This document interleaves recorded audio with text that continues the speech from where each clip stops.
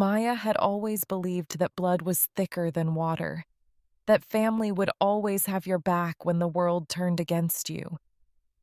But as she stood in the bridal suite of the Four Seasons Hotel, staring at the wedding dress that should have been hers, she realized just how naive she had been. The ivory silk gown hung there like a ghost of her shattered dreams, and the woman zipping it up wasn't her. It was her sister Emma, wearing the exact dress Maya had chosen, paid for, and dreamed of wearing to marry the love of her life. But here's what Emma didn't know. Maya wasn't here to stop the wedding. She was here to make sure it happened exactly as planned, because what Maya had discovered about her sister and her fiancé would destroy them both in ways they never saw coming. And trust me, by the end of this story, you'll understand why Maya's revenge was so perfect that even Emma thanked her for it. "You look absolutely radiant," their mother cooed, adjusting Emma's veil with trembling hands that betrayed her guilt. "David is so lucky to have you." David. The name that used to make Maya's heart race now made her smile for entirely different reasons. Because in exactly 27 minutes, Emma would discover something about her perfect groom that would make her wish she had never been born. Just 6 months ago, he had been down on one knee in their favorite restaurant, sliding a ring onto Maya's finger while tears of joy streamed down her face. They had planned every detail of this wedding together: the venue, the flowers, the menu, even this dress. Everything was perfect until the night Emma showed up at their apartment, crying about her latest breakup and needing somewhere to stay. But what Maya discovered next?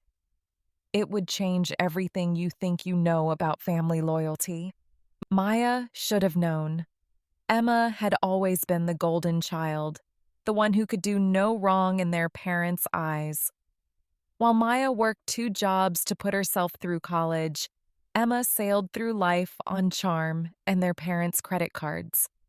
While Maya built a successful marketing career from the ground up, Emma flitted from one passion project to another, always landing softly thanks to family money. But when Emma set her sights on David, she didn't just want to steal Maya's fiancé. She wanted to steal her entire life, and she almost succeeded. "I can't do this anymore, Maya," David had said just 3 weeks ago, his voice barely above a whisper as they sat in their living room. Emma was supposedly at yoga class, but Maya had noticed her sister's car was still in the driveway.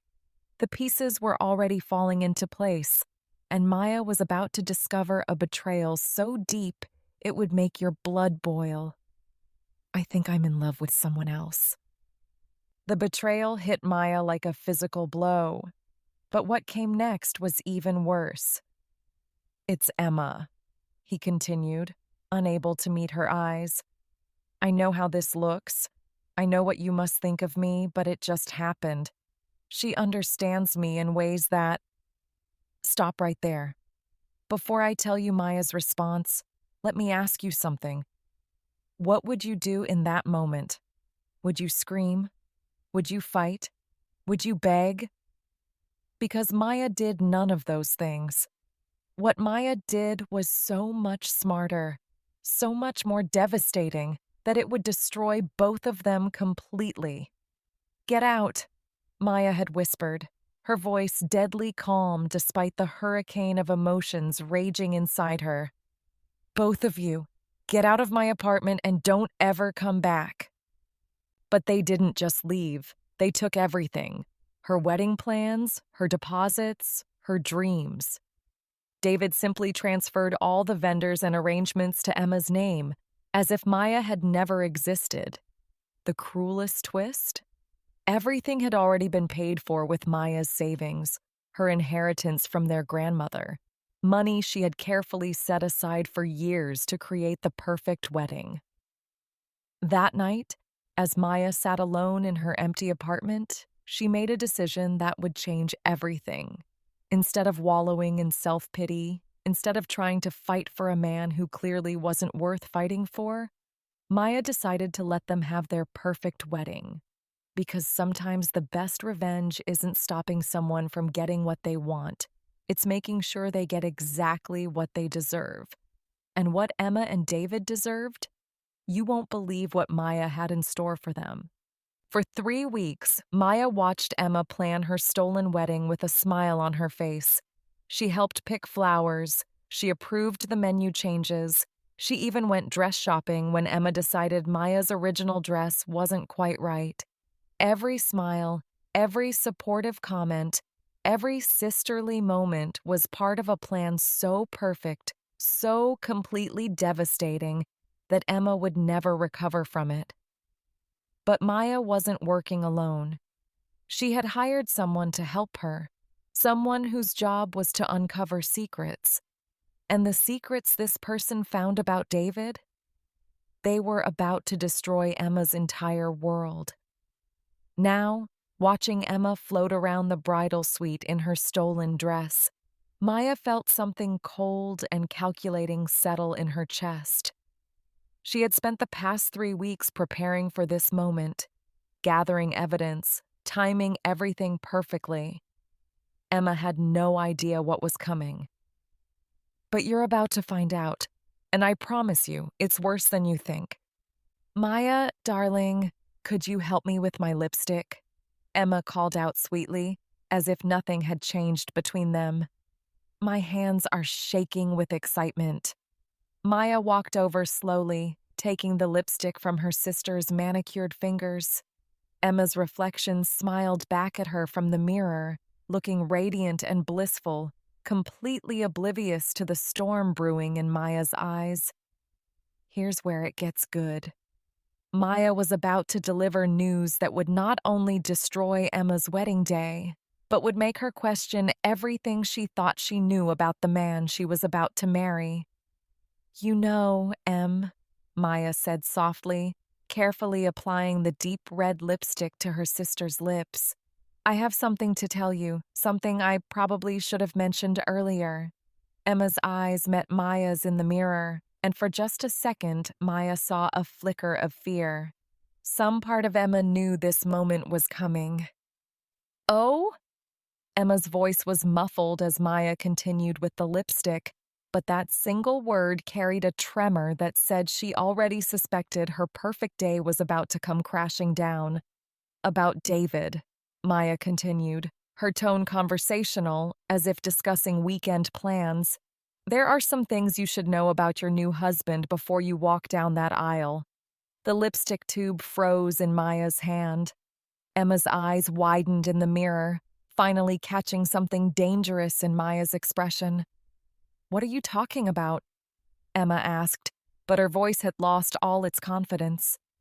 Maya set the lipstick down with deliberate slowness and leaned closer to her sister's ear.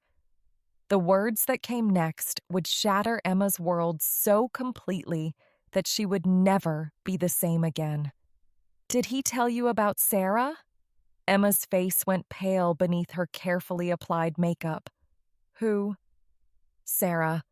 The woman he was seeing while we were engaged? The one he's still seeing now? Wait, it gets worse. Or Jennifer from his office? He's been quite busy these past 2 years. Maya's smile was sharp as a blade. But then again, you already knew about some of this, didn't you? After all, you've been sleeping with him for 8 months, not 3 like you told everyone. The silence that followed was deafening. Emma's hands started shaking, gripping the vanity so hard her knuckles turned white. That's not… How did you… Emma stammered, but Maya wasn't finished. She was just getting started, and what came next would make Emma wish she had never betrayed her sister.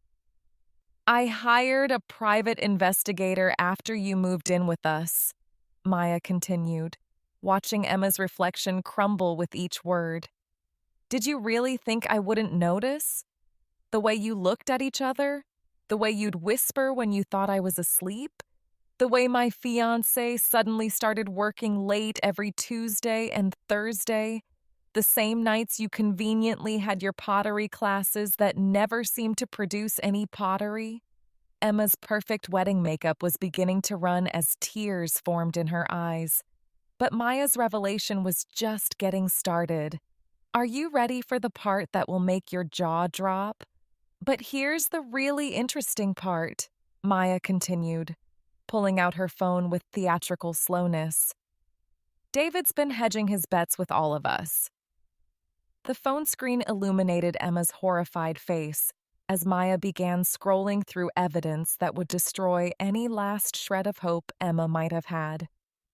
Sarah doesn't know about you. Jennifer doesn't know about either of you. And none of you knew about Lisa from the gym. Maya paused for maximum impact. Or Rebecca from his CrossFit class. Or the woman he met on that business trip to Chicago last month. Emma stared at the evidence, her stolen happiness dissolving before her eyes like sugar in acid. 6 women, Emma. 6. You weren't special. You weren't chosen. You were just convenient. But wait. Maya had saved the worst revelation for last. And here's my personal favorite, Maya said, swiping to a particular photo on her phone. This is David with Sarah from last Tuesday. You know, the night he told you he was working late? They were at the same restaurant where he proposed to me. Apparently, he likes to recycle his romantic gestures. Emma's legs gave out. She collapsed into the vanity chair, her wedding dress spreading around her like spilled milk, her face a mask of devastation and humiliation. No, she whispered. This can't be real. David loves me. He chose me over you. Maya's laugh was cold as winter. David doesn't choose anyone, Emma. He collects us. And congratulations, you're just the latest addition to his harem. But Maya wasn't done. The next part of her plan would ensure that Emma's humiliation was complete. David chooses whoever is convenient, Maya said, sliding the phone back into her purse. But don't worry, I'm sure he'll be faithful to you. After all, 6 times the charm, right? The door to the bridal suite burst open, and their mother rushed in, her face flushed with panic. Maya, what are you doing here? You shouldn't be... Shouldn't be what, Mom? Maya turned to face the woman who had raised her, and what she said next would expose a betrayal that ran even deeper than Emma and David's affair. Shouldn't be confronting the daughter who stole my fiancé, or shouldn't be here because you knew about this all along. Their mother's face went white. The guilty silence that followed told Maya everything she needed to know. But Maya wasn't finished exposing the truth. What she revealed about her mother's role in this betrayal would shock you to your core. Let me guess, Maya continued, her voice growing stronger with each word. Emma came crying to you about her broken heart, about how much she loved David, and you decided that her happiness was more important than mine. You helped her plan this whole thing, didn't you? That's not, their mother started, but Maya cut her off. Mom, I found the text messages, the ones where you told Emma exactly how to seduce David. The ones where you helped her figure out his schedule so she could accidentally run into him. The ones where you coached her on what to say to make him fall for her. Emma looked up at their mother with horror. Mom, you didn't...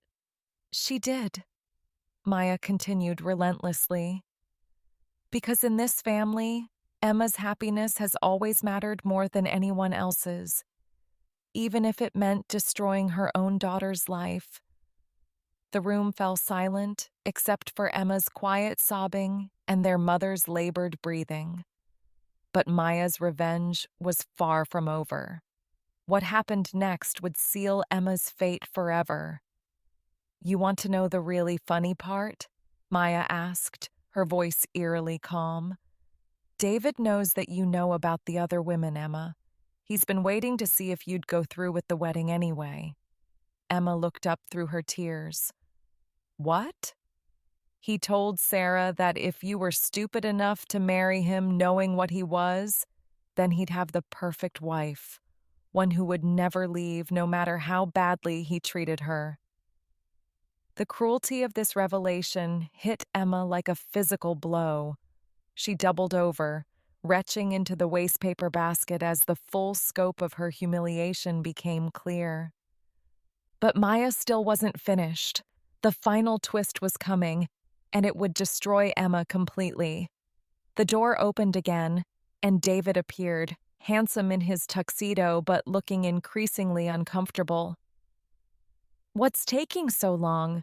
The guests are getting restless and—" He stopped short when he saw Maya, and the color drained from his face like someone had pulled a plug.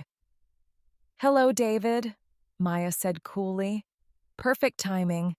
I was just sharing some information with my sister about Sarah and Jennifer and Lisa and Rebecca and your Chicago friend. You remember them, don't you?" David's face went through a series of expressions: confusion, recognition, panic, and finally, resignation. But what he did next would prove that he was even worse than Maya had thought. Instead of denying it, instead of trying to explain, David looked at Emma with disgust. "You told her?" He spat at Emma. "You couldn't keep your mouth shut for one day?" Emma stared at him in shock. "I didn't tell her anything. I didn't even know." "Right," David sneered. "Like you didn't know about the others. Come on, Emma, we both know you were fine with sharing me as long as you got the ring." This was it. This was the moment Maya had been building toward. David wasn't just a cheater. He was a master manipulator who had been playing Emma from the very beginning. "Actually, David," Maya said, pulling out her phone again, "there's something else Emma should know." She pressed play on a voice recording, and David's voice filled the room. "Emma's so desperate to be chosen that she'll put up with anything. It's actually pathetic. She knows about Sarah, she just pretends she doesn't. Makes her perfect wife material. She'll never leave no matter what I do." The recording continued, but Emma couldn't hear it over the sound of her own world collapsing. Maya had been recording David's phone calls for weeks, and she had hours of evidence that proved he had never loved Emma, had never respected her, had seen her as nothing more than a convenient doormat. But the final revelation was still coming, and it would destroy Emma's last shred of dignity. "Oh, and Emma," Maya said, stopping the recording, "David's not even planning to go through with the marriage. He's been telling everyone that he's going to leave you at the altar. Something about teaching you a lesson about stealing other people's men." Emma looked at David, searching his face for some sign that this wasn't true. But his expression told her everything she needed to know. "Is that true?" she whispered. David shrugged. Plans change. That's when Emma finally snapped. "Get out!" she screamed, her voice raw with betrayal and rage. "Get out! Get out! Get out!" She started throwing things: lipstick, hairbrushes, anything she could reach. David ducked as a perfume bottle shattered against the wall behind him. "You're crazy!" he yelled, backing toward the door. "I'm crazy?" Emma shrieked. "I'm crazy for believing you actually loved me?" David turned and fled, his footsteps echoing down the hotel corridor as Emma's screams followed him. But Maya's plan had one final perfect twist. Their mother hovered uncertainly between her daughters, clearly torn between damage control and actual parenting.